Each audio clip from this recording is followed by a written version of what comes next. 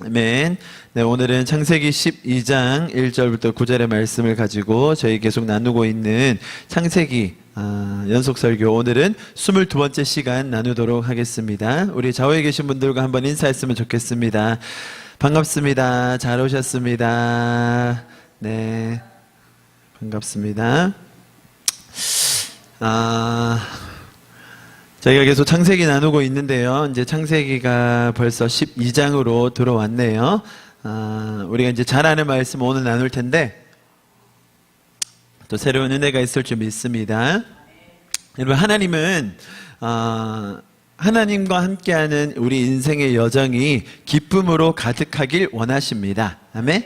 네, 우리가 신앙을 하는 이 여정이 기쁨으로 가득할 것입니다. 하나님의 하나님 되심을 우리가 더 깨닫고, 또 우리가 인간된 모습을 더 발견하여서 우리가 하나님을 더 의지하고 하나님을 더 발견하는 시간이 되기를 바랍니다. 우리가 하나님을 더 알면 알수록 우리 인간의 지혜가 부족함을 많이 느낍니다. 우리가 인생의 중요한 일들을 다 알지 못합니다. 그래서 많은 부분에 실수하게 되죠. 우리는 올바른 선택을 못할 때가 많습니다. 그래서 잘못된 선택으로 인하여 힘들어할 때가 많죠. 또 우리 인생에는 너무나 많은 문제들이 있습니다. 우리는 그 문제들을 다 해결할 수 없죠. 비단 우리 몸 밖에 있는 문제뿐이겠습니까? 우리 내면도 하나 제대로 다루기 힘들지 않습니까? 나의 내면에 자리 잡고 있는 상처, 염려, 두려움, 우울함 등을 우리는 잘 다루지 못해요. 그래서 우리는 그 하나님의 사랑과 긍휼하심이 필요하다고 믿습니다. 그냥 우리에게 일시적으로 부어지는 어떤 그런 사랑 혹은 위로가 아니라 하나님께서 주시는 그 영원한 사랑, 또 영원한 긍휼, 우리의 상처와 우리의 두려움과 우리의 우울함을 다 덮을 수 있는 그 하나님의 완전한 사랑이 우리 안에 더 계시되기를 간절히 기도합니다. 아멘. 네. 그래서 오늘 우리가 가진 말씀을 통해서 우리가 그것을 발견할 것입니다. 오늘은 우리가 창세기 12장을 봤는데요. 아마 창세기에서 아니면 구약 전체에서 가장 유명한 장면일 거예요. 창세기 12장. 너는 너의 본토 친척 아비 집을 떠나. 그죠? 노래도 있고 우리가 암송도 많이 하고 너무나 잘 아는 말씀입니다. 하나님이 드디어 아브라함을 부르시는 장면이죠. 그리고 하나님은 이 한 사람을 통해서 이스라엘이라는 한 민족을 시작하시고 이제 구약이라는 드라마가 진행이 되는 것입니다. 아브라함은요, 우리가 생각하는 것보다 훨씬 더 유명합니다. 성경에 나오는 웬만한 인물들은 비교할 수도 없을 자리를 차지하고 있습니다. 오죽하면 유일신을 믿는 종교들이 있지 않습니까? 기독교, 이슬람교, 유대교, 카톨릭까지 포함해서 이 유일신을 믿는 종교에서 아브라함이라고 하면 그냥 껌뻑 죽어요. 아브라함이 뭐라고 했다면 이슬람도 아주 경의를 표합니다. 아브라함에 대해서는 전혀 논쟁의 여지가 없습니다. 그는 위대한 인물, 그의 별명은 우리가 잘 알고 있지 않습니까? 그는 믿음의 조상이라고 했죠. 믿음의 조상이라고 하면 말 그대로 믿음이 뭔지를 보여준 사람, 그리고 믿음의 첫 시작을 일궈낸 사람, 그 사람이 바로 아브라함입니다. 그래서 창세기 12장은 많은 설교자들, 목사님들이 너무 자주 또 여러 경우에 사용하는 구절이 되었고, 또 아브라함의 믿음이야말로 우리가 닮아야 할 최고의 경지에 오른 사람, 그 믿음이라고 우리가 알고 있습니다. 자, 오늘 우리가 이 12장을 나눌 때 이 본문에 대해서 좀 바르게 이해하는 시간이 되기를 간절히 축복합니다. 아브라함을 부르심으로 이스라엘이라는 민족을 형성했다라고 제가 말씀드렸어요. 이스라엘 민족의 시작을 이렇게 무자르듯이 딱 나눌 수는 없어요. 그러나 하나님께서 아브라함이라는 사람에게 좀 특별히 주신 약속이 있죠. 오늘 12장 2절에서 내가 너로 큰 민족을 이루고 내가 복의 근원이 되게 하고 또 땅을 주겠다라는 약속을 하셨잖아요. 이런 약속 뿐만 아니라 하나님께서 이제 아브라함을 인도해 가시는 그런 장면들을 보면 이때가 이스라엘 백성이 백성으로서 민족으로서 시작할 때가 아니겠는가라고 많은 사람들이 이야기하고 저도 그 말에 동의합니다. 자, 그런데 우리가 이스라엘 백성이 이제 형성되고 시작되었다, 그리고 아브라함을 하나님께서 부르셨다라고 하면 한 가지 우리에게 선입견이 생겨요. 그건 뭐냐면 이스라엘이라고 하면 떠오르는 단어가 하나 있어요. 자, 절 봐주십시오. 한번 따라해 볼까요? 선민. 네, 이스라엘은 선민이다. 이스라엘 백성은 선택받은 민족이다. 이제 이런 개념을 우리가 가지고 있죠. 자, 선택을 받았다고 하니까 뭔가 하나님의 특별한 보호, 특별한 인도하심, 특별한 공급하심이 있을 거다라고 우리는 생각을 합니다. 그죠? 오늘 구절에서도 보면 좀 그런 것 같은 뉘앙스가 풍겨집니다. 뭐 예를 들면 너를 축복하는 자를 내가 축복하고 너를 저주하는 사람은 내가 저주한다. 뭔가 특권의식처럼 느껴지지 않습니까? 그죠? 오늘 저희가 그것을 좀 더 자세히 살펴볼 텐데요. 그 이스라엘이 선민이고 이방민족은 하나님이 벌하시는, 저주하시는 민족이다라는 어떤 개념을 가지고 있는데, 좀 그것이 극렬히 보여지는 장면이 출애굽기라고 할 수 있을 거예요. 출애굽기에 보면 뭐 여러 가지 일들이 일어나잖아요. 뭐 메뚜기 사건, 우박 사건, 뭐 여러 가지 일들이 일어나는데, 그 와중에 이스라엘 백성이 살고 있는 땅과 이집트 사람, 애굽 사람, 그러니까 이방인들이 살고 있는 땅을 구분해서 그 일들이 일어나잖아요. 이것 봐라. 선민을 하나님이 보호하시고 선민을 지키시고 이방민족, 하나님을 따르지 않는 민족은 하나님이 벌하신다. 이제 어떤 그런 패러다임이 생기기 쉽습니다. 자, 여러분, 구약 성경은요, 이스라엘이라는 한 민족의 역사적인 스토리가 장구하게 기록이 되어 있습니다. 그리고 그 주변에 있는 여러 민족들도 같이 기록이 되어 있죠. 그러나 그러한 기록이 이스라엘을 선민으로 만들어주는 것은 아닙니다. 여러분, 선민이라는 개념은 성경에 없습니다. 다시 중요합니다. 선민, 선택받은 민족, 선택받은 사람이라는 개념은 성경에 없습니다. period. 끝입니다. 네, 제가 그것을 오늘 이제 설명을 드릴 거예요. 왜냐하면 오늘 이 장면이 그런 개념을 낳은 장면이거든요. 여러분, 하나님의 그 속성을 한번 잘 생각해 보십시오. 하나님의 성품, 하나님의 마음, 하나님께서 일하심을 한번 잘 살펴보시면 하나님께서 누군가 특정 인물, 특정 나라를 선택해서 그들을 편애하시고 그 사람만 골라서 예뻐하시고 그 사람만 보호하신다는 말은 하나님의 속성과 너무 맞지 않는 개념입니다. 동의하시죠?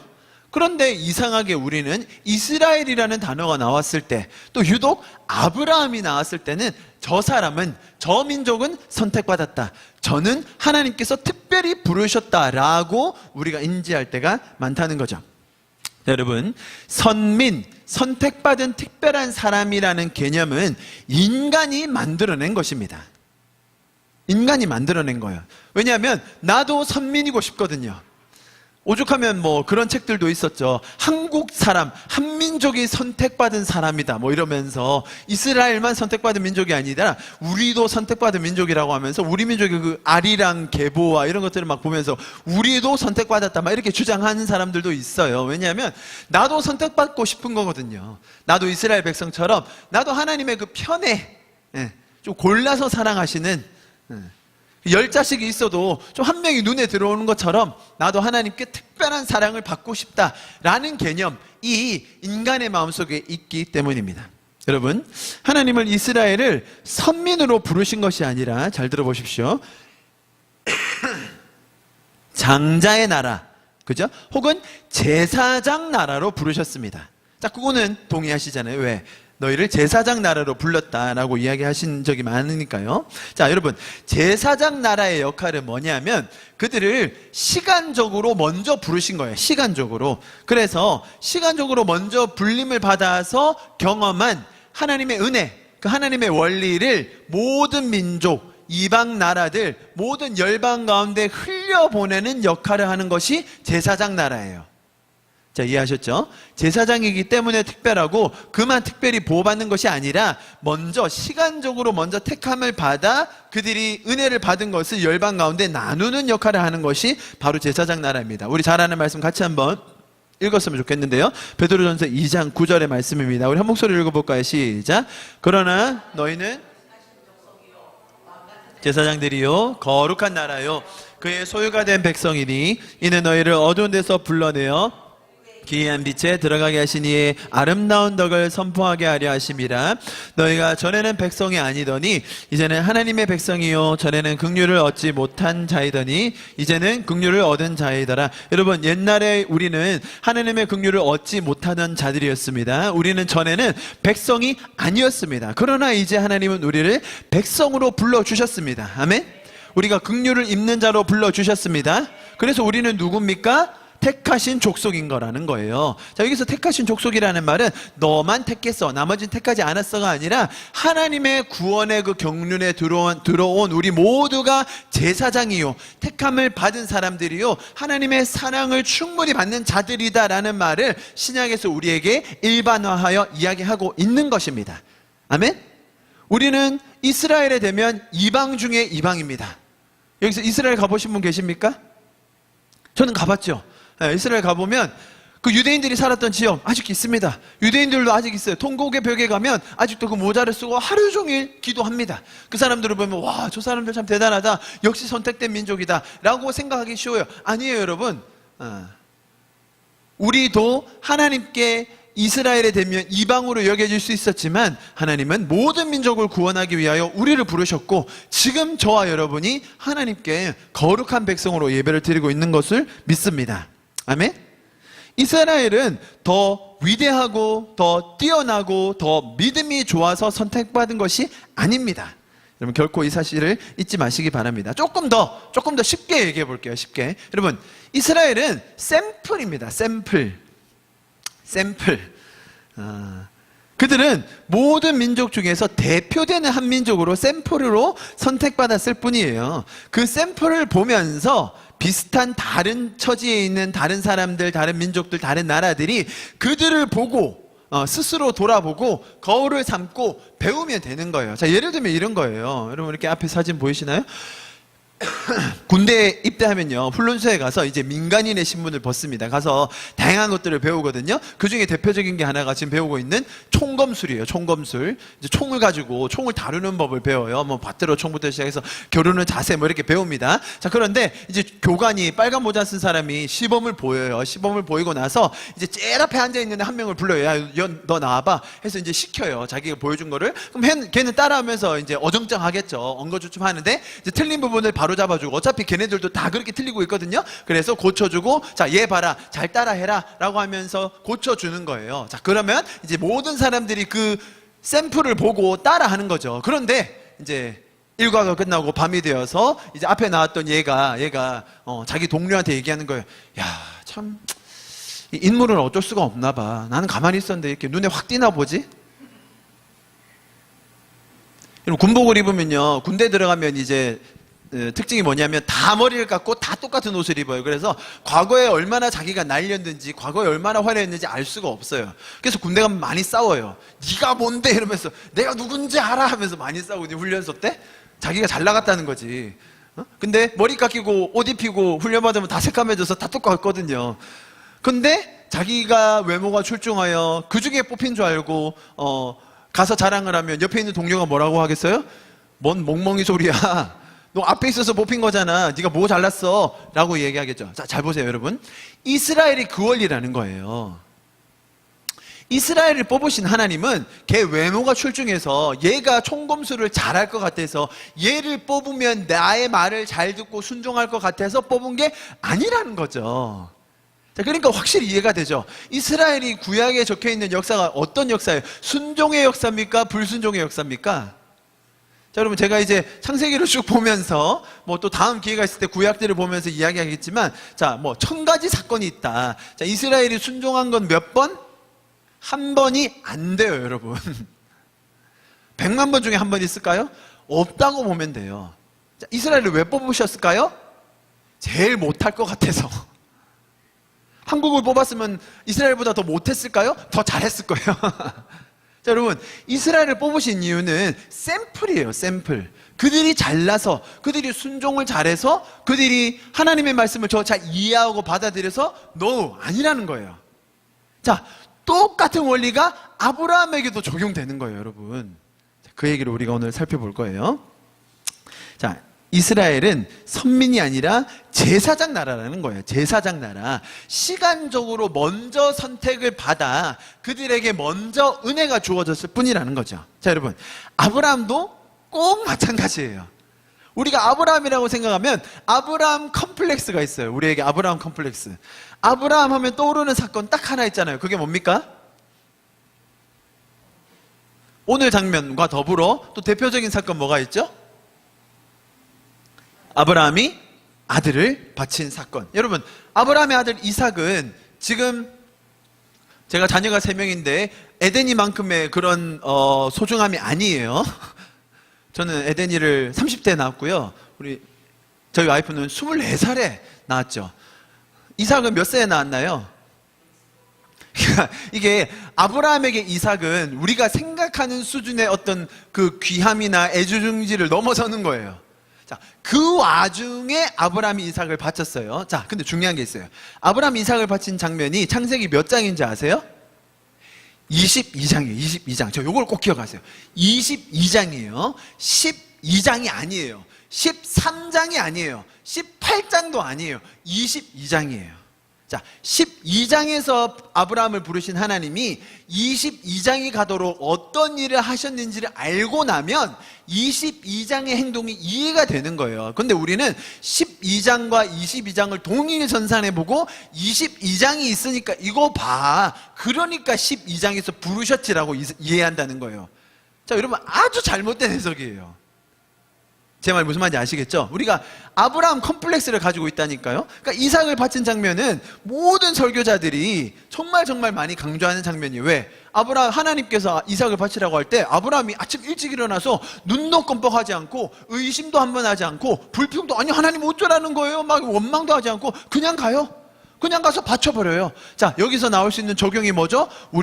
우리가 가진 가장 귀한 것을 하나님께 바쳐야 된다. 자, 요런 적용이 나오지 않습니까? 그래서 우리는 그렇게 하지 못하는 우리 자신을 보며 아브라함이 가지는 아브라함 컴플렉스가 있다는 거예요. 자, 여러분, 우리가 이 여정을 쭉 살펴볼 겁니다. 그래서 오늘 그 여정은 다 살펴보지는 못하지만 12장에 조금 초점을 맞춰서 이야기를 나눠보겠습니다.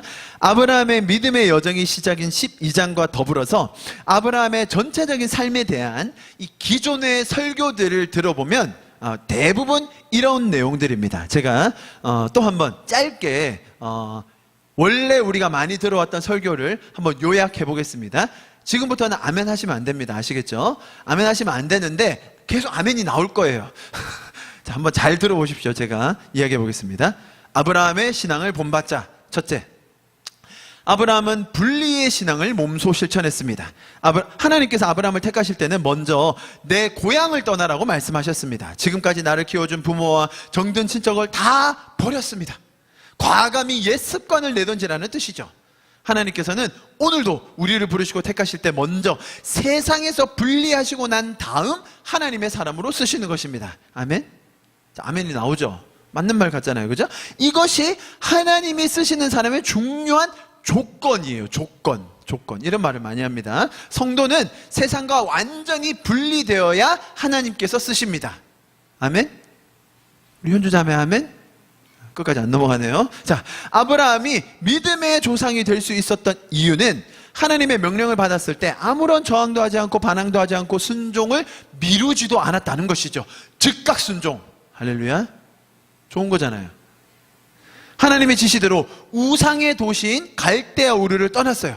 다신교 환경에서 하나님만 섬기는 유일신 신앙으로 옮겨간 거예요. 하나님의 사람은 과거 생활과 현재 생활을 확실하게 구분할 수 있어야 됩니다. 자, 술 마시셨어요? 끊으세요. 담배 끊으세요. 11조 생활 시작하세요. 아브라함을 보면 그걸 해야 하나님이 복 주신다는 걸 우리가 알 수 있는 거죠. 자, 이런 설교 많이 들어보셨죠? 자, 둘째, 아브라함에 대해서 빠질 수 없는 독자를 바쳤습니다. 아브라함에게 100세에 얻은 아들 이삭은 하나님께 바치라고 하는 일이 쉬운 일이 아니었을 것입니다. 이 시험은, 자, 여기서 보통 이렇게, 이 시험이다, 시험. 누구를 위한 시험이에요? 하나님께서 얘가 날 더 사랑하는지 아들을 더 사랑하는지 하나님께서 알아보기 위한 시험. 자, 이 시험은 아브라함에게 쉽지 않았을 겁니다. 인생 일대의 아주 큰 위기였을 것입니다. 그런데 아브라함은 그때 원망 불평 미움 없이 즉각 순종했습니다. 그야말로 절대 신앙, 절대 순종인 것입니다. 우리는 아들은 고사하고 우리의 작은 물질 하나를 바치는데도 인색하고 어려워할 때가 많습니다. 우리 모든 것은 하나님의 것이므로 그분께 드리는 것에 아까워하시지 마시기 바랍니다. 그래야 하나님께 복을 받을 수 있는 것입니다. 할렐루야. 잘하셨어요, 여러분. 저의 시험에 통과하셨습니다. 자, 여러분, 지금 제가 한 말을 들어보면 결국 누구를 높이는 설교가 되죠? 제가 지금 한 이 기존의 설교를 들어보면 누가 주인공이에요? 아브라함이 주인공이 돼요. 아브라함이. 그러니까 아브라함이 잘났고 아브라함이 모든 행동을 잘했고 아브라함은 처음부터 좋았고, 그죠? 우리가 아브라함만 본받으면 하나님께 복 받을 수 있다. 우리도 아브라함처럼 될 수 있도록 노력하자. 이게 설교의 포인트가 된다는 거죠. 여러분, 이거는 기독교가 아니에요. 기독교의 메시지가 아니에요, 이거는. 자, 제가 사실 뭐 이거 말고도 아브라함에 관련된 설교가 아주 많지만 대표적인 건 몇 가지만 제가 뽑아와 봤습니다. 자, 첫 장면에서 뭐라고 얘기했죠? 아브라함은 하나님이 부르셨을 때 뒤도 돌아보지 않고 자기의 옛것을 다 버리고 친척, 가족, 고향. 여러분, 당시에 이런 얘기 많이 들어보죠. 저도 어릴 때 그런 얘기 엄청 많이 들었는데, 그 당시 고대 사회에 자기가 살고 있던 고향 그 처소를 떠나가는 것이 얼마나 힘들었는지 상상이나 하시겠어요? 그 모든 자기의 가지고 있던 그 재산, 인프라, 인맥, 이 모든 것을 다 버리고 하나님이 가라는 곳으로 가는 것, 이야말로 어마어마한 신앙, 순종 아니겠습니까? 라고 설교 많이 했어요. 저도 많이 들었습니다. 그리고 그때 아브라함이 떠났었던 것이 아브라함의 믿음의 조상의 바로 그 시작점이었다라고 하는 거예요. 여러분, 진짜 웃겨요. 말도 안 돼, 말도. 왜? 보세요. 자, 이건 뭐냐면 지금 창세기 11장이에요. 자, 11장은 어디죠? 12장 바로 전이에요. 12장 바로 전에 제일 마지막 절이에요. 마지막 절들. 자, 한번 보겠습니다.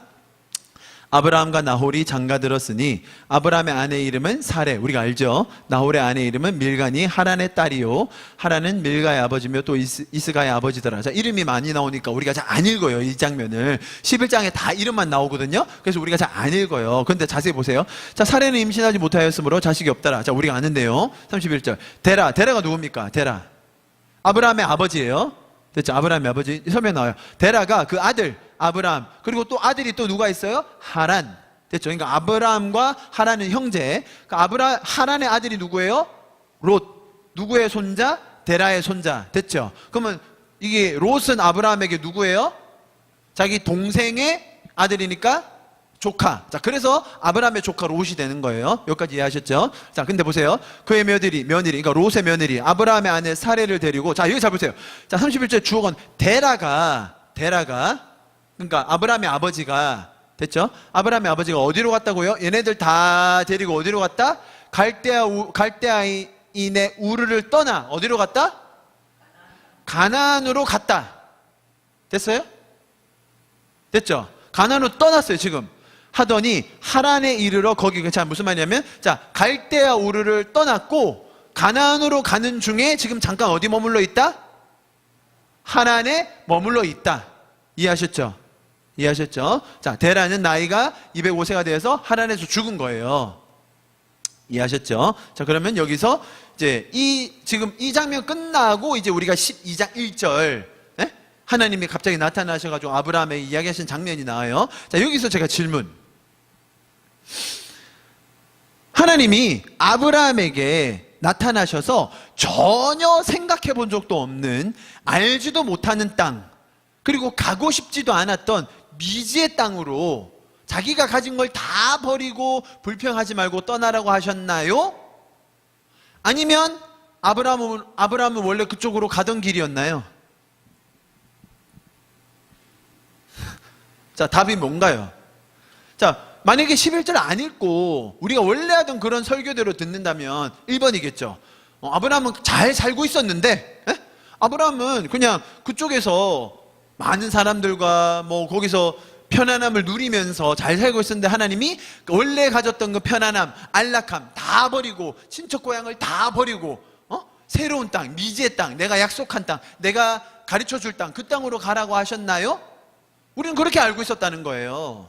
자, 11절 보면 무슨 말이에요? 아브라함은 그쪽으로 가고 있었어요. 원래 하나님이 안 시켜도 가고 있었어요. 근데 하나님이 나타나셔서 그 땅으로 가래요. 쉬워요? 어려워요? 믿음이 어마어마하게 필요해요? 그냥 가던 길 가면 돼요? 가던 길 가다가 내가 모르는 신이 나타났는데 나보고 거기 가래. 근데 그분이 나한테 말씀하시고 약속해 주시고 복을 주겠다고 하셔. 이런 거 뭐라고 하죠? 2018년도가 뭐의 해죠? 2018년도 어떤 동물의 해입니까? 제가 개띠 아닙니까? 자, 이런 걸 뭐라고 하냐면 개이득 이렇게 얘기하는 거예요. 요즘 젊은이들이 하는 말로 개이득. 가던 길 가고 있는데 하나님이 뭐 여호와라는 분이 나타나셔가지고 야, 너 그쪽으로 가. 내가 복 줄게. 내가 자손 많이 줄게. 내가 땅을 줄게. 너 그 땅 내가 줄게. 헐, 나 가고 있었는데 개이득. 가면 되는 거죠. 자, 여기서 아브라함에게 엄청난 믿음이 필요했습니까? 여기서 아브라함에게 엄청난 순종이 필요했습니까? 아브라함이 자기가 가진 재산을 다 버리고 친척 가족 일가를 다 버리고 가야 하는 그 믿음의 조상의 첫 발을 내디딘 것입니까? 아니라는 거예요, 여러분. 자, 여러분, 처음에 제가 이스라엘에 대한 설명을 드렸던 것처럼 아브라함도 어떤 조건, 자격, 자질이 있었기 때문에 하나님께서 그를 선택하셨다는 생각을 많이 해요. 그죠? 그러니까 이스라엘은 선민, 아브라함은 믿음의 조상. 자, 그러니까 우리는 이 장면들을 보면서 아브라함이 왜 이렇게 선택받았을까? 그래서 그랬을 거야. 자, 여러분 절 봐주세요. 이게 우리가 성경을 보는 너무 중요한 틀이에요. 틀. 저는 이제 그런 틀을 여러분에게 새 틀을 넣어드리고 싶은 거예요.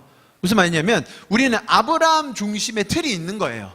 이스라엘 중심의 틀. 그러니까 그 틀을 가지고, 자, 보세요. 이 안경을 끼고 보면 성경이 그렇게 보여요. 맞아. 아브라함은 순종했네. 와, 아브라함 어떻게 불평도 안 했지? 어떻게 그 많은 재산을 다 버리고 자기 고향을 버리고. 아니, 맞잖아요. 우리가 뭐 부산에서 대구에서 어디 자기 고향에서 한 50년, 80년 살고 있는데 갑자기 뜬금없이 내가 한 번도 가보지 않은 땅으로 가라고 하면 그 얼마나 큰 결단과 믿음과 순종과 노력이 필요합니까? 그죠? 우리도 그럴진데 고대에서는 얼마나 더 했겠느냐라고 하면서 아브라함을 강조하게 된 게 뭐 때문이라고요? 요 틀. 아브라함이니까, 이스라엘이니까, 선민이니까, 그 사람들이니까. 자, 그 틀을 가지고 보면 그러니까 아브라함은 순종했네. 그러니까 아브라함이 위대했네. 나는 왜 아브라함처럼 안 되지? 나는 어떻게 하면 아브라함처럼 될 수 있을까? 나는 어떻게 하면 이스라엘을 닮아갈 수 있지? 이런 헛소리 한다는 거예요. 헛소리. 그러면 안 된다는 거예요, 여러분. 성경이 그걸 말하려는 거 아니에요. 여러분, 성경에서 그런 거 말할 거면 그냥 위인전 읽으세요. 위인전. 위인전에서는 다 그 얘기예요. 성경은 위인전이 아닙니다, 여러분.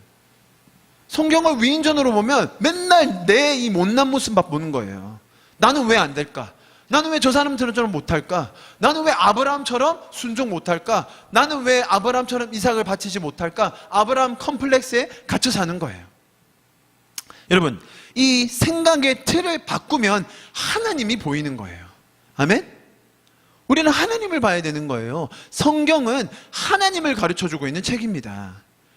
여러분, 저와 여러분이 아브라함과 똑같은 존재입니다. 다시 이렇게 말하면 안 되죠. 아브라함도 저와 여러분과 같은 존재입니다. 제가 앞으로 설교를 진행하면서 그런 모습을 계속 발견하게 될 것입니다. 창세기 12장에서 아브라함은 믿음이 없었습니다. 할렐루야. 이게 정상이에요. 이게. 와, 12장에서 아브라함은 믿음이 없었대. 아브라함은 우리와 똑같았대. 그런데 하나님이 복을 주신다고 약속하셨어. 그런데 하나님이 아브라함을 선택하셨어. 그게 맞는 거 아닙니까? 자, 여러분, 제가 또 더 한 가지 더 근거를 대보일게요. 자, 여호수아 24장에 보면 아브라함과 그의 가족이 원래 어떻게 살았었는지에 대해서 기록을 해놓고 있어요. 아주 잘 묘사해 놓고 있는데요. 보시면 여호수아 24장 1절에 보면 여호수아가 이스라엘 모든 지파를 세겜에 모으고, 자, 여호수아가 이제 지파들을 불러놓고 얘기하는 거예요. 이스라엘의 지도자, 모세 다음의 지도자 여호수아가 이스라엘 지파들을 다 모아놓고 이야기합니다.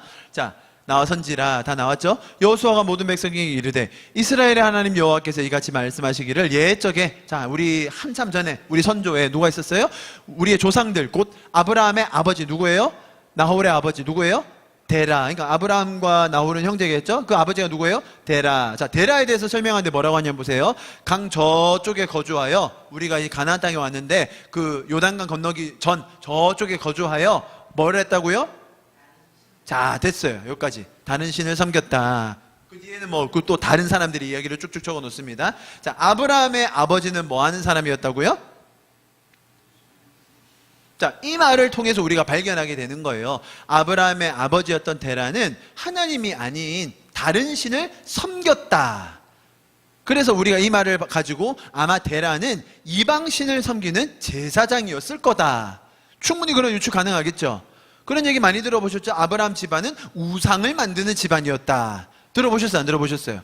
들어보셨죠? 그 와중에 아브라함은 또 독특하게 신앙을 가지고 자랐다. 이렇게 해석해요. 자, 여러분 상식적으로 생각해 보십시오. 제가 지금 여기 부산 하나교회에서 섬기는 목사니까, 전도사니까, 사역자니까 우리 아들이 뭘 믿고 있어요? 약할 때 강함 대신에도 부르고 기도하자니까 눈도 감고 그래요. 자, 만약에 제가 저기 범어사에서 지지 스님이었다. 그럼 우리 아들은 뭐 하고 있을까요? 6살 애가 부산 하나교회에 나와서 기도하고 있었을까요? 여러분 상식적으로 생각해 보십시오. 데라가 우상을 만드는 사람이었으면 아브라함은 뭐 하는 사람이었겠어요? 아니 여러분, 이거는 너무 상식적인 거 아닙니까? 당연한 거 아닙니까? 아브라함이 믿음이 좋아서, 아브라함이 잘나가지고, 아브라함이 순종을 잘해서, 아브라함의 탁월함 때문에 아브라함을 선택하셨다고요? 도대체 어디에서 그런 근거를 찾는 건데, 어디에서? 성경은 정말 우리를 속이지 않았어요. 성경은 우리를 속이지 않았음에도 불구하고 우리가 이상한 안경과 틀을 가지고 있음으로 말미암아 성경을 왜곡되게 해석하고 있었다는 거예요. 정말로 아브라함은 믿음이 좋아서, 혹은 탁월한 순종에 대한 감각이 있어서 하나님이 그를 부르셨고 또 복의 근원으로 삼으셨을까? 아니라는 것이죠. 자, 여러분, 제가 오늘 이 아브라함의 이야기를 통하여 우리가 함께 배웠으면 좋겠다는 그 내용은 뭐냐면, 우리의 인생이 다 이렇다는 거죠. 하나님을 모르고 우리는 허망하게 살았습니다. 하나님의 사랑과 은혜를 모르고 어둠 속에서 살았던 저와 여러분입니다. 하나님의 구원의 감격과 놀라운 계획을 모른 채 세상에서 휘둘리고 나의 내면의 상처와 괴로움에 갇혀서 지옥 같은 삶을 살고 있었던 저와 여러분입니다. 그런 우리를 하나님께서 구원해 주신 것입니다. 아멘, 아멘. 그리고 만약 여러분이 아직도 이러한 죄의 굴레에서 방황하고 괴로워하고 있다면 여러분, 복된 소식이 있습니다. 하나님께서 여러분을 죄에서 완전히 구원하실 것입니다. 우리가 가지고 있는 그 죄의 영향력들, 내 내면에 있는 그 어두운 부분들을 하나님께서 다 자유케 해 주실 것입니다. 그리고 우리에게 놀라운 계획을 보여주실 것입니다. 여러분, 이 메시지가 선포되고 있는 이 자리에 저와 여러분이 있다는 것이 바로 그 증거인 줄 믿습니다. 하나님은 그 일을 반드시 이루어 내실 것입니다. 여러분, 아브라함은 하나님을 몰랐습니다. 그러나 하나님께서 그를 불러주셨습니다. 이 모든 것이 하나님의 은혜이고 섭리하심이십니다. 믿음이 없었지만 그럼에도 불구하고 하나님은 그의 그러한 작은 행동을 믿음이 있다고 보아주셨다는 거예요. 심지어 그 작은 아브라함의 행동, 그냥 가던 길을 가던 것 뿐이었는데 그걸 가지고 하나님은 믿음의 조상이라고까지 불러주셨다는 거예요. 여러분, 히브리서에서 이렇게 이야기하지 않습니까? 우리 잘 아는 말씀요. 같이 한번 읽어볼까요? 시작. 믿음으로 아브라함은 부르심을 받았을 때에 순종하여 장래의 유업으로 받을 땅에 나아갈새 갈 바를 알지 못하고 나아갔으며. 자, 우리는 이 장면을 보면서 맞아, 아브라함은 정말로 믿음이 컸어, 아브라함은 정말로 순종했어 라고 아브라함의 순종을 종에 탄복할 필요가 없다는 거예요. 오히려 우리는 히브리서 11장에서 주고자 하는 메시지는 인물들의 믿음이 아니라, 인물들의 그 숭고하고 탁월함이 아니라 하나님이 어떤 분이신가를 깨달아가는 거죠. 왜요? 성경은 위대한 인물들에 대한 기록이 아니라 놀라우신 하나님에 대한 선포기 때문입니다. 여러분, 히브리서 11장에서 하나님이 이들을 믿음의 영으로 만들어 주신 거예요. 하나님께서 이 연약한 자들을 세우시고 인도해 주신 거예요. 하나님께서 이들을 믿음의 영웅으로 불러주시는 겁니다. 할렐루야. 우리 하나님이 얼마나 좋으신지, 이 연약한 자를 불러서 쓰시는 하나님이 얼마나 놀라우신지, 가던 길에 발걸음 하나 옮겼을 뿐인데 그 장면을 이렇게 놀랍게 설명해 주신 그 하나님의 풍성하심, 그 하나님의 넉넉하심, 그 하나님의 긍휼하심을 우리도 함께 맛보자는 것입니다. 저와 여러분의 모습을 볼 때 참 우리는 미래에 대한 기대와 소망을 가지기가 어려울 때가 많습니다. 나의 연약함, 부족함, 한계를 매일 느끼기 때문이죠. 그러나 오늘 우리는 다시 한번 하나님께서 아브라함을 부르시는 이 장면을 보면서 우리가 하나님을 기대하게 됩니다. 하나님께서 우리의 삶 가운데 행하실 놀라운 일들을 기대하게 되는 것입니다. 아멘. 마지막으로 우리 이 한 구절만 제가 더 설명을 드리고 말씀 마치도록 하겠습니다. 오늘 읽었던 12장 3절의 말씀, 우리가 잘 아는 말씀입니다. 자, 여러분, 이 구절을 보면 어떤 생각이 주로 드십니까? 이 구절을 보면서 우리가 뭘 주로 생각을 하나요? 아마도 영적 권위, 그죠? 어떤 사람이 있으면 그 영적으로 권위를 가진 사람, 혹은 하나님께서 사랑하시는 사람들의 특성, 이런 거, 아니면 특권, 그런 거 생각하죠. 이 문장을 있는 그대로 받아들여가지고 좀 약간 영적인 우월주의, 특별한 하나님의 사람임을 자처하는 사람들이 생겨요. 특별히 목회자들이 많이 그래요. 이 문장을 가지고. 자, 그래서 어떤 얘기가 나오냐면, 목사님하고 잘 지내야 결국은 영적인 축복을 받는다라고 이야기해요. 목사님하고 관계가 안 좋으면 결국 그 영적인 영권에서 오는 축복을 못 받는다라고 얘기해요. 저도 이런 말 많이 듣고 자랐습니다. 그 말이 맞을까요? 그 말이 틀렸다라고 말할 수는 없죠. 여러분, 관계가 좋으면 관계에서 나오는 복이 있잖아요. 그런데 하필 또 그게 왜 목사님이어야 됩니까? 이 구절에서 나오는 게 그 영적인 권위가 목사님에게만 주어져야 하는 겁니까? 아니에요. 그런 말 하려고 쓰여진 구절이 아닙니다, 여러분. 만약에 여러분 이 구절을 안 믿는 사람 입장에서 한번 봐보세요. 안 믿는 사람이 이 구절 보고 크리스찬을 본다면 하나님이야말로 그렇게 옹졸하고 치사하고 속 좁은 사람이 아닐 수 없어요. 안 그래요? 이거 봐봐. 이런 구절 적어놓고, 야, 넌 안 돼. 나한테 잘해야 돼. 심지어 목사님들이 이런 말 하면서 나한테 잘해야 돼. 나한테 잘해야 결국 복 받는 거야. 나한테 잘못하고 어디 저 가봐. 잘 되는 꼬라지가 있는가? 대놓고 그런 말 많이 하세요. 대놓고 안 하면 뒤에서 많이 얘기하고. 하나님이야말로 속 좁은 사람 아닙니까? 하나님이야말로 옹졸한 사람 아니에요? 이 문장을 그렇게 본다면? 자, 여러분, 잘 생각해 보십시오. 이 문장의 포인트가 어딘지, 이 문장에서 말하고자 하는 핵심이 어딘지. 지금 아브라함을 부르시는, 그러니까 믿음이 하나도 없던 아브라함, 그죠? 이방신을 섬기던 아브라함의 가정을 부르셔가지고 뜬금없이 나타나셔서, 그죠?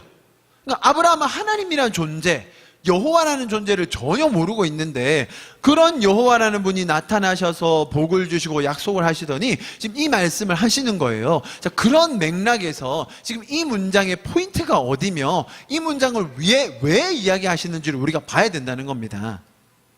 잘 생각해 봅시다. 여러분, 사람은요 다 서로 저주합니다. 아닙니까? 심지어 사촌이 땅을 사도 우리는 배가 아픕니다. 아니, 사촌은 둘째치고 아무리 죽고 못 사는 내 단짝이라도 내가 하던 꽈탑을 걔가 뺏어가면 죽이고 싶습니다. 내가 하던 잘 나가던 내 자리를 내가 아무리 친하고 아끼던 사람이라도 내 자리를 뺏어가면 속상합니다. 배가 아픕니다. 아무리 내가 아끼고 내가 사랑하는 사람이라 할지라도 내가 하고 싶은 걸 걔가 차지하면 머리가 띵하죠. 안 그렇습니까, 여러분? 여러분, 이게 사람의 심리입니다. 우리는 그런 존재임을 인정해야 합니다. 인정하시죠? 그런 우리를 하나님께서는 그리스도의 사랑으로 말미암아 진정으로 서로를 위로하고 축복하는 존재로 될 수 있도록 하나님이 도와주셨습니다. 할렐루야. 그래서 우리는 진정으로 남을 위하고 내 간이고 쓸개고 다 빼줄 수 있는 존재가 된 거예요. 아직 완전히 되진 않았지만 그런 존재가 되고 있어요. 온전한 그리스도의 장성한 분량으로 가고 있는 줄 믿습니다. 할렐루야. 그죠? 그렇게 한없는 은혜를 주셨어요. 자, 이 말씀은 어떤 특별한 일을 하나님이 부르셨고, 그래서 특별한 일을 하나님이 차별 대우하시고 편애하시고 특별한 페이버, 은총을 부으신다는 얘기가 아닙니다. 자, 여러분 한번 생각해 보십시오. 상대방을 축복하면 누가 가장 큰 유익을 받습니까? 만약에 내 마음속에 저 상대방을 향한 진정 어린 정말 그런 축복의 마음이 생긴다. 진짜 네가 꽈탑해. 나 2등 해도 돼. 네 장사가 성공해. 내가 조금 못할게. 괜찮아. 네가 1등해. 내가 하던 자리 네가 해. 만약에 이런 진짜 이게 뭐 가식이 아니라 어떤 그리스도의 어떤 하나님께서 시켜서 명령을 하는 어떤 말치레가 아니라 진짜 내 마음에 그런 진정 어린 그런 축복하는 마음이 일어난다. 이거는 여러분 만들어지는 게 아니거든요. 그렇게 되는 거예요. 이해하시겠어요? 내가 마음 먹는다고 되는 게 아니에요. 나도 모르게 지난주에 얘기했던 것처럼 지지난주에 맞았는데 나 때려. 괜찮아 맞아. 내가 더 해줄게. 내가 더 섬겨줄게. 나 괜찮아. 날 이용해 먹어. 나 괜찮아. 나 아파도 돼. 나 고생해도 돼. 내가 널 위해 살게. 내가 널 위해서 일할게. 내가 너의 행복이 되어줄게. 자, 그런 마음이 내가 만약에 생겼어요. 자, 이거 말씀드리면 이거는 내가 만들어낸다고 되는 게 아니에요. 내가 훈련한다고 되는 게 아니에요. 이거는 진짜 막 한없는 은혜, 끝없는 은혜가 내 안에 있을 때, 구원의 감격이 있을 때, 맞아. 이 땅의 게 다가 아니지. 맞아. 내가 저 사람의 영혼을 살려야 되지. 맞아. 내가 조금 손해보면 저 사람이 살겠지? 라는 마음이 들 때 내 안에 저절로 생기는 거라는 거예요. 아멘? 자, 그러면 그 축복하는 마음이 생겨서 내가 축복할 때 누가 가장 행복합니까? 나예요. 반대로 남을 저주합니다. 저주하는 사람의 마음에는 뭐가 자리 잡고 있겠습니까? 시기, 분노, 저주, 우울함, 미움. 그러니까 저주하지 않겠어요? 비난하지 않겠어요? 자, 저주한 사람, 저주 받은 사람, 누가 암에 걸릴까요? 저주한 사람이 암에 걸립니다.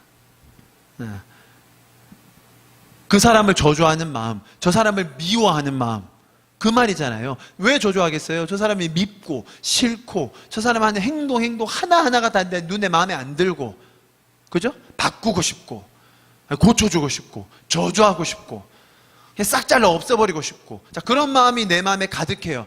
누가 가장 손해받고 있어요? 저예요. 그 마음을 품는 사람이라고요. 자, 여러분 잘 들어보세요. 오늘 12장 3절에서 보고 있는 이 놀라운 약속은 택함 받은 자의 영적 신비가 아니에요. 오히려 3절에서 강조하고 하는 것은 후반절이에요. 후반절 보세요. 땅의 모든 족속이 너로 말미암아 복을 얻을 것이라. 자, 여러분 아브라함의 지금 처지를 생각해 보십시오. 아브라함, 복의 비읍도 모르던 아브라함, 하나님에 대해서 1도 모르던 아브라함. 그런 아브라함에게 하나님이 갑자기 내가 너를 저주하는 자를 내가 저주할 거고 너를 축복하는 사람을 내가 축복할 거야. 아브라함이 그 말 듣고 이해했을까요? 전혀요. 그런데 거기에다 더해서 지금 어마어마한 축복이 쏟아집니다. 내가 너 한 사람으로 모든 민족이 복을 얻게 하겠다. 아브라함은 지금 이 선포에 대해서, 이 약속에 대해서 감이 없습니다. 아브라함은 무슨 말인지 모릅니다. 저와 여러분이 그렇습니다. 여러분, 이 말씀이 우리에게 얼마나 복된 말씀입니까? 우리로 말미암아 내 주변이 복을 얻는다는 거예요.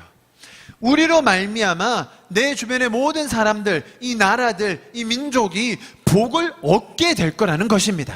할렐루야.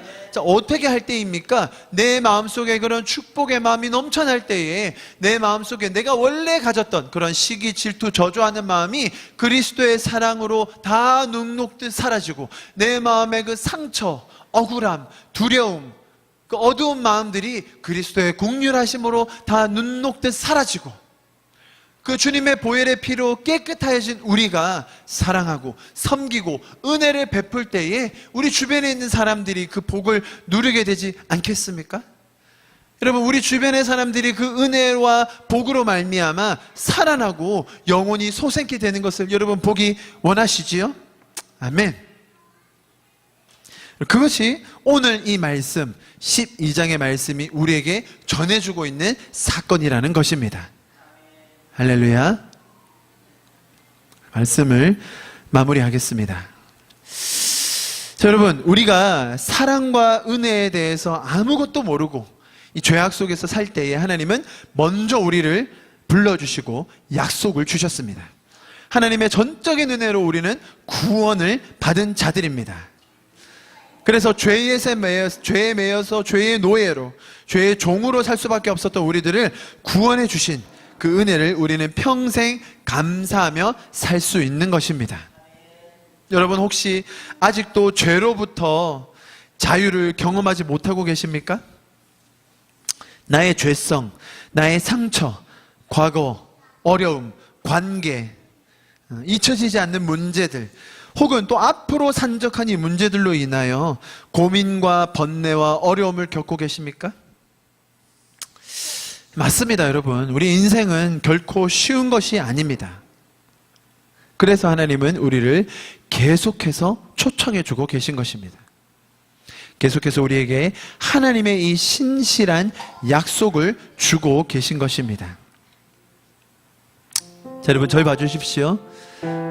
그래서 하나님은 우리에게 하나님과 동행하는 삶을 제안해 주시는 겁니다. 여러분, 기억해 주십시오. 이 하나님은 우리를 끝까지 포기하지 않으십니다. 우리가 죄로부터 자유하여서 참된 기쁨을 누리는 그날까지 하나님의 열심은 우리를 포기하지 않으실 것입니다. 자, 여러분, 제가 오늘 말씀드린 이 하나님의 약속, 그러니까 어떤 특별한 사람에게만 주어지는 것이 아닌 우리 모두에게 주신 이 약속, 자, 이 약속과 하나님의 이 은혜를 누리기 위해서 우리 쪽에서 해야 할 일 뭐가 있을까요? 우리 쪽에서 해야 할 노력, 우리 쪽에서 드려야 할 의지, 저를 봐주십시오. 없어요. 없어요. 1도 없어요. 그냥 개이득으로 취하십시오. 여러분, 없어요. 내 쪽에서 해야 할 것 없어요. 그래야 은혜가 되는 거예요. 내가 뭐 했어요, 내가 공을 들였어요, 내가 노력했어요, 의지를 들였어요, 그럼 은혜가 아닌 거예요. 내 노력에 대한 보상일 뿐이죠. 여러분, 기독교는 이만큼 위대한 거예요. 기독교는 이만큼 놀라운 거예요. 하나님은 그만큼 위대하신 거예요. 우리 쪽에서 해야 할 일 없어요. 하나님께서 행하시겠다고 약속하시는 거예요. 그것이 오늘 이 앞에서 설교자가 전하는 그 수단이건, 혹은 여러분이 성경을 읽을 때, 기도할 때 주어지는 말씀이건, 혹은 또 여러분의 인생에서 일어난 특별한 사건, 일들, 그 일들이 좋은 일이건 나쁜 일이건 간에 여러분, 하나님은 모든 순간마다 여러분을 초청하시고 부르시고 계신 거예요. 우리는 그 이야기가 우리에게 들릴 때마다, 그 초청이 우리에게 느껴질 때마다 하나님의 선하심과 간섭하심과 인도하심이 느껴질 때마다, 그런가? 맞아, 저거지? 맞아, 저기야 라고 반응만 하면 되는 거예요. 그 자극이 주어졌을 때 하나님의 초청이 주어졌을 때 내가 잘 반응되지 않죠. 믿어지지가 않죠. 왜요? 내 내면 때문에, 내 과거의 상처 때문에, 지금 현재 내가 당면하고 있는 문제 때문에 잘 되지 않습니다. 하나님의 이 어마어마한 축복의 말씀, 내가 너로 큰 민족을 이루게 해주겠다, 내가 너 한 사람으로 모든 민족이 복을 누리게 하겠다, 이 약속의 말씀이 주어졌을 때 우리는 잘 믿어지지 않아요. 취해지지 않아요. 그러나 하나님께서 우리를 도와주기 원하십니다. 나의 약함과 나의 이 연약함, 나의 이 억울함, 나의 이 못남, 나의 이 낮은 자, 모든 것들을 넉넉히 이기시기에 충분한 하나님께서 우리 삶의 역사를 바꾸실 줄 믿습니다. 그래서 우리는 오늘도 감사할 수 있는 것입니다. 내가 한 일이 없음에도 불구하고 하나님을 우리는 기억할 수 있는 것입니다. 내가 했던 노력이라 함은 내 상황을 악화시키는 것밖에 없었을 것입니다. 우리는 그것을 깨닫게 되는 거예요. 나의 시도와 나의 노력이 스스로 가상하다고 여길 수도 있지만 많은 경우 우리의 정신과 감정을 더 피폐하게 만들 때가 있었습니다. 사랑하는 여러분, 하나님께서 우리 삶 가운데 이 놀라운 지혜를 부어 주실 것입니다. 하나님께서 우리의 삶을 그분의 완전한 사랑과 은혜로 덮어 주실 것입니다. 우리가 그 하나님의 초청에 반응하는 시간, 또 반응하는 이 올 한 해가 되었으면 좋겠습니다. 우리 같이 기도합시다. 기도할 때에 그렇습니다. 주님,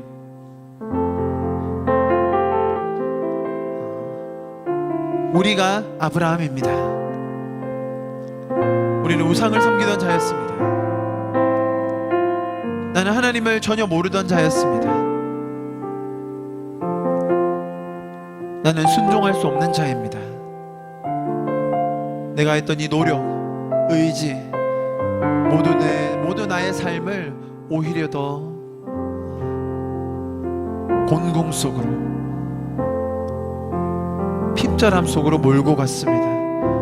그러나 그러할 때에 하나님은 나를 끝까지 포기하지 않으신다고 오늘 이 시간 약속해 주심에 감사드립니다. 내가 하나님의 그 놀라운 은혜를 사모합니다. 하나님의 선하심을 바라봅니다. 나의 의지와 노력이 아닌 하나님의 그 선하심과 놀라우심으로 말미암아 제가 오늘 또 하나님 앞에 반응하기를 소망합니다. 오늘도 이 메시지를 주신 주님 너무나 감사를 드립니다. 내 인생이 그러한 주님과 동행하는 하루하루 매일이 되게 하여 주십시오. 그런 2018년도가 되게 하여 주시옵소서. 우리 이렇게 주님의 말씀에 반응하며 우리의 삶을 주님께 올려드리며 시간 마지막으로 기도하고 예배를 마치도록 하겠습니다. 기도하시겠습니다. 할렐루야. 주님 감사합니다. 주님의 그 선하심을